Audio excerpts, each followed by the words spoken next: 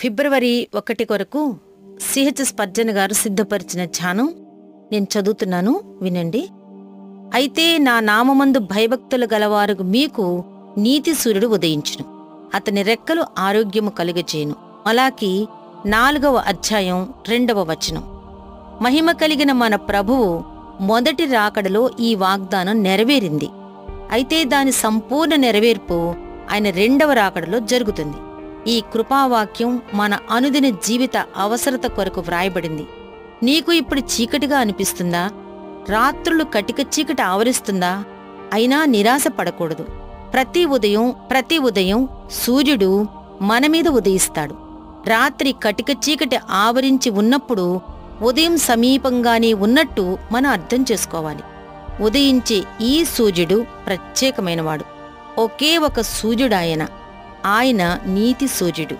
ఆయనే మన ప్రభు అయిన యేసుక్రీస్తు. ఆ సూర్యుని ప్రతి కిరణం పరిశుద్ధమైనది. నీతి సూర్యుడు మనకు సంతోషాన్ని తెస్తాడు. న్యాయము కనికరములతో మన దగ్గరకు వస్తాడు. ధర్మాన్ని పాటిస్తూ రక్షణ తెస్తాడు. మన యేసుక్రీస్తు ప్రేమని ఎలా చూపించాడో పరిశుద్ధతను కూడా అలాగే చూపిస్తాడు. మనకు విడుదల కలిగినప్పుడు ఆయన నీతిని బట్టి మన జీవితం భద్రంగా ఉంటుంది.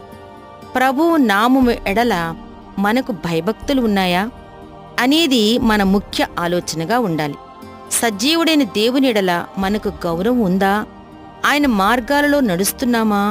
అలా అయితే మన రాత్రి తక్కువగా ఉంటుంది.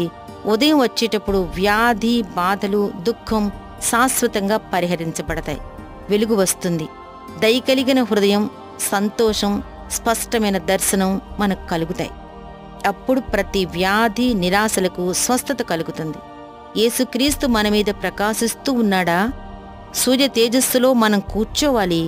ఆయన తన ముఖాన్ని దాచుకున్నాడా? ఆయన ఉదయించేంతవరకు కనిపెడదాం. మామూలు సూర్యుడు ఎంత ఖచ్చితంగా ఉదయిస్తాడో నీతి సూర్యుడైన యేసుక్రీస్తు కూడా అంత ఖచ్చితంగా ఉదయిస్తాడు.